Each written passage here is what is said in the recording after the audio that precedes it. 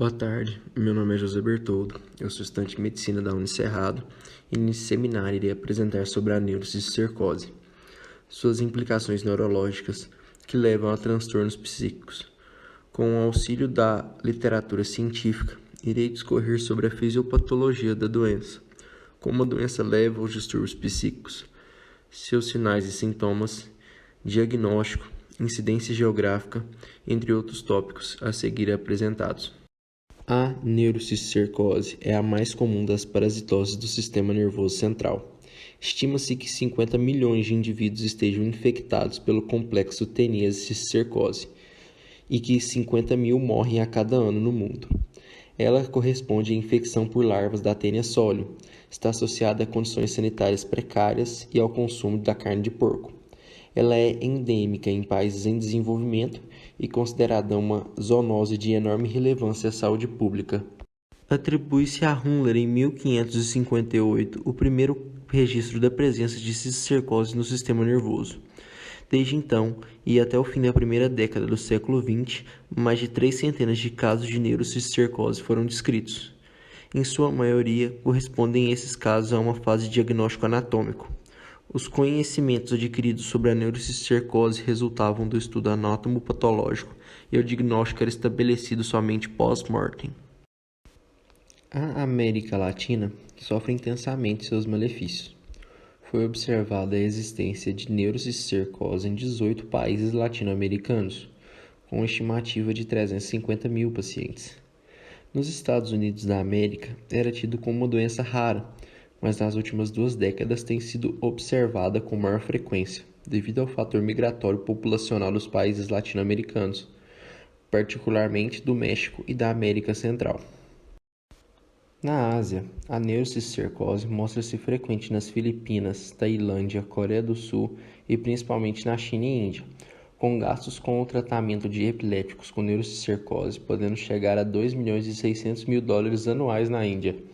No continente africano, a incidência varia em relação à população e sua religião, mas é provável que a afecção não esteja sendo devidamente investigada e diagnosticada. Nos países desenvolvidos, a frequência de casos é extremamente baixa. No ciclo de vida habitual, os seres humanos carregam a tênia adulta no intestino, que é resultante da injeção dos cisticercos que estão na carne. A tênia é altamente infecciosa, sendo um único proglótio podendo conter até 30 mil ovos infecciosos, e a tênia pode expelir em suas fezes vários proglótios por dia. Em locais sem saneamento, os porcos podem ingerir facilmente esses ovos de tênia, e assim contaminar o homem que consumir sua carne. Infelizmente, os homens também podem ser expostos a esses ovos e desenvolver a cisticercose. O desenvolvimento da cisticercose geralmente depende de um contato próximo com o portador da tênia. Porém, podem ocorrer outros tipos de infestação, como a autoinfestação interna e a autoinfestação externa. Como nós sabemos, o portador da tênia, hospedeiro definitivo, libera milhares de ovos de tênia por dia, através das fezes. No interior desses ovos estão os embriões hexacanto, que quando ingeridos pelo hospedeiro intermediário, é liberado pela ação do suco gástrico. Após liberado, por meio de acúlios, ele penetra na mucosa intestinal, caindo na corrente sanguínea e se transformando em um cisticerco. No homem, sua principal infestação ocorre no sistema nervoso central, formando a neurocisticercose. Porém, os cisticercos acometem também outros tecidos humanos. Morfologicamente, os cisticercos se encontram em 2 formas: a cística, que é a vesícula contendo escólex em seu interior, e a forma racemosa. A forma racemosa ou em cachos se encontram com numerosas vesículas, mas sem escólex, como exemplo essa imagem do lado esquerdo, e como exemplo da forma cística, a imagem do lado direito. Podemos observar a diferença no tamanho ocupado pelos cistos em cada imagem, em que na forma racemosa é observado o grande local em que se situavam os cistos. Em detrimento a esta imagem, a da forma cística, podemos ver pequenos, porém diversos, os locais de inserção dos cistos. Os cistos também são classificados devido ao seu local de infestação no sistema nervoso central, sendo que a localização do parasita no sistema nervoso é determinante para seu processo de evolução e das subsequentes manifestações clínicas. Os cistos no parênquima são inicialmente cistos viáveis e podem viver inativos por vários anos. porém com um mecanismo de evasão imunológica, afetando a homeostase do parasita, que por fim é substituído por uma cicatriz calcificada. Os cistos ventriculares interrompem o fluxo do líquido cefalorraquidiano, causando hidrocefalia obstrutiva. Porém, alguns deles seguem um curso involuntário e também são substituídos pela cicatriz calcificada. Já os cistos no espaço subaracnoide tendem a crescer expandindo suas membranas, formando aglomerados de vesículas, sendo denominada cisticercose racemosa. E, por fim, a neurocisticercose subaracnoide basal, que é relacionada à extrema parasitose e à alta mortalidade. Os sintomas da neurocisticercose são bem amplos, devido ao potencial da doença de se alojar em diversas partes do sistema nervoso central. Com isso, buscando sistematizar os sintomas, eles foram divididos seguindo a síndrome predominante, sendo eles convulsivos, tumorais, psíquicos, assintomáticos e outros sintomas ou formas. As formas psíquicas estão ligadas à compressão do tecido nervoso, necrobiose, hipertensão intracraniana e à ação de toxinas à distância. A síndrome psíquica é de comum ocorrência nos casos de neurocisticercose, caracterizando-se por desorientação autoalopsíquica, ideias delirantes de grandeza ou perseguição, diminuição da afetividade, euforia, amnésia, embotamento e confusão mental, mória, agitação psicomotora, alucinações visuais e esquizofrenia. Muitas vezes, o quadro psíquico da neurocisticercose cerebral pode simular o da paralisia geral progressiva. O diagnóstico diferencial só pode ser feito com exames paraclínicos. A neurocisticercose acomete indivíduos de todas as idades e sexos, e suas manifestações clínicas mais frequentes são crises epilépticas, síndromes de hipertensão intracraniana, meningite cisticercótica, distúrbios psíquicos, formas apopléticas ou endarterítica e síndrome medular. Com essa ampla sintomatologia, seu diagnóstico fica um tanto quanto complexo, sendo quase obrigatório os exames paraclínicos para se ter um diagnóstico preciso. Em pacientes com distúrbios neurológicos, colhidas as informações de que ele ingere carne de porco mal cozida ou o fato da eliminação de anéis de tênia nas fezes, conferindo em exame a presença de nódulos subcutâneos característicos, mesmo que os demais exames laboratoriais sejam negativos, o quadro anterior é fator decisivo para diagnóstico, e nem sempre há concomitância de cisticercose cutânea com a neurocisticercose. Voltando aos exames laboratoriais, devemos ressaltar sua importância.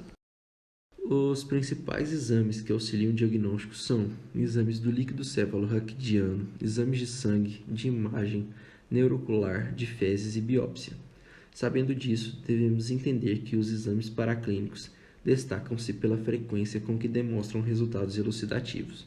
Os exames do líquido cefalorraquidiano e sangue, a reação do desvio de complemento para a neurocisticercose no líquor ou no sangue é elemento decisivo para o diagnóstico. Cabe aos dados fornecidos pelo exame do líquido cefalorraquidiano o papel mais relevante no diagnóstico em vida da neurocisticercose. A infestação do sistema nervoso central pelo cisticerco pode resultar em alterações do líquido cefalorraquidiano, que, em suas linhas gerais, constituem a síndrome licórica da neurocisticercose, de grande importância diagnóstica. Entre os elementos que constituem essa síndrome, destacam-se pela importância a eosinofilorraquia e a positividade da reação de fixação do complemento para a cisticercose. Compreendido seu diagnóstico, devemos então compreender a fisiopatologia da doença. Foi observado que na literatura, seus mecanismos de agressão ao sistema nervoso central são divididos em 3. Pela presença do parasita no parênquima cerebral ou nos espaços licóricos, pelo processo inflamatório decorrente ou pela formação de fibroses, granulomas e calcificações residuais. Porém, acredita-se que a severidade clínica está relacionada ao dano do cisto e à presença de antígenos leucocitários humanos. Após o período silencioso que citei anteriormente, com a degeneração do parasita, desencadeia-se o processo inflamatório que está ligado ao início das manifestações clínicas, pois leva à degeneração do cisticerco. Este cisticerco degenerado pode causar reações locais e à distância, como, por exemplo, edema dos tecidos adjacentes e ruptura da barreira hematoencefálica. Cisticercos parenquimatosos podem dar origem a processos compressivos, irritativos vasculares e obstrutivos. As calcificações correspondem à forma cicatricial da neurocisticercose, estando associada à epileptogênese, espessamento meníngeos e alterações do fluxo do líquido cefalorraquidiano. As manifestações clínicas mais comuns são as síndromes epilépticas, hipertensivas, meningíticas e focais. A neurocisticercose é a principal causa da epilepsia tardia em áreas endêmicas. Alterações mentais são frequentes no decurso da doença, tendo sido descritas esquizofrenias, transtornos de humor, entre outros. Na neurocisticercose extraparenquimatosa, a fisiopatologia está associada à hidrocefalia, disfunção de múltiplos nervos cranianos, comprometimento visual e hormonal devido à compressão do tronco hipofisário e dos nervos ópticos.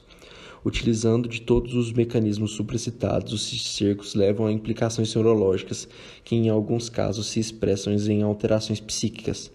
Grande parte dessas alterações psíquicas resultantes da neurocisticercose ainda não se tem explicação científica. Porém, na literatura científica, podemos encontrar órgãos do sistema nervoso central que foram acometidos de alguma maneira, como o córtex frontal, o núcleo accumbens, o tubérculo olfativo, o hipocampo, a amígdala e o hipotálamo. Acredita-se que a neurocisticercose, devido à ação de suas toxinas, ocasiona lesões graves no sistema nervoso, como dano a receptores de neurotransmissores e neurônios. Isto explica os seus sintomas psíquicos. Há 2 décadas atrás, a terapêutica medicamentosa da neurocisticercose era restrita ao tratamento sintomático e medidas de cunho paliativo. Atualmente, praziquantel e albendazol têm sido considerados eficazes na terapêutica etiológica da neurocisticercose. Porém, devemos evitar a ideia simplista de que esses medicamentos possam ser benéficos a todos os pacientes com neurocisticercose.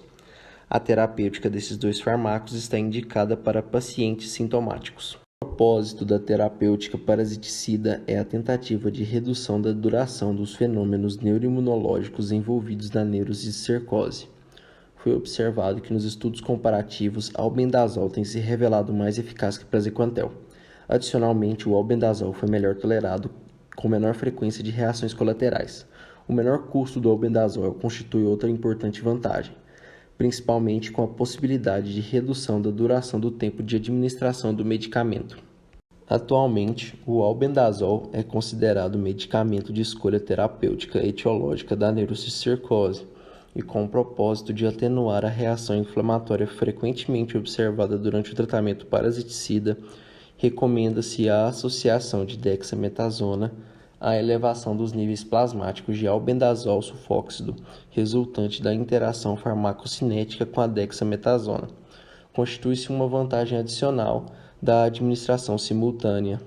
Existe também o tratamento cirúrgico. As vesículas cisticercóticas podem ser facilmente extirpáveis, proporcionando cura definitiva, desde que não sejam em grande número, não sejam muito disseminadas e tenham localização favorável.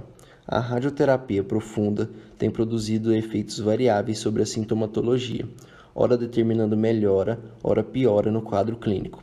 Entretanto, é realmente útil após a intervenção cirúrgica, auxiliando grandemente a cura. A relevância da cisticercose da saúde pública é que o homem, além de hospedeiro definitivo, pode também ser hospedeiro intermediário. Já a importância da cisticercose nos seres humanos está na localização dos cistos em tecidos ditos nobres. O parasitismo mostrou-se constante em idades avançadas e pacientes femininos são acometidos com maior intensidade. A neurocisticercose é predominante no Nordeste. Nessa região, tem-se a falta de dados epidemiológicos sobre a ocorrência da neurocisticercose. O acontecimento desta doença em área urbana e rural demonstra um enorme descontrole do complexo na região do Nordeste brasileiro, tornando a doença como notificação compulsória, como sugerido pela OMS, será um significante passo para o planejamento de medidas de controle. A notificação compulsória pode fornecer dados epidemiológicos mais precisos sobre a prevalência populacional e permitir um mapeamento geográfico das áreas mais afetadas, para melhor direcionamento das medidas preventivas. Para o controle dessa enfermidade, precisa do perfil epidemiológico da doença e da região, como situação econômica, social e cultural, visando quebrar o ciclo do verme, evitando a infecção de animais e humanos, melhorando o saneamento básico, levando o tratamento às pessoas infectadas e conceitos de melhoria na criação de animais. Investir em controle de produção de alimentos de origem animal e conscientizando a população quanto a hábitos de higiene, além de diagnosticar e tratar antes de haver um contágio. Quanto ao prognóstico, alguns pacientes aceitam melhor o tratamento. Porém, foi notado na literatura uma piora nos sintomas de epilepsia por motivos de inflamação no cisticerco. Quanto à cirurgia, há dualidade na literatura sobre se os benefícios cobrem os riscos. Porém, há vários relatos de boa evolução após intervenção cirúrgica. O diagnóstico precoce da neurocisticercose está totalmente ligado ao prognóstico da doença, sendo que em diagnóstico precoce foi notado um bom prognóstico da doença.